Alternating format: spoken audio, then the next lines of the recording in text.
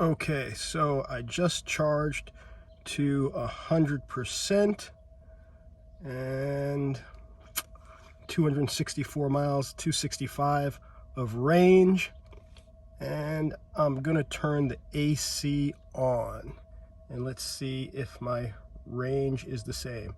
I charged on a fast charger, so it didn't take that long. AC on, 249. AC off, because it's 77 degrees outside, but it's really hotter than that and feels hotter in the car. So 264, AC on, 249. So 15 miles loss. That's about 5-6%, but a lot of variables affect that. Hopefully that helps. Have a great day. Like and subscribe.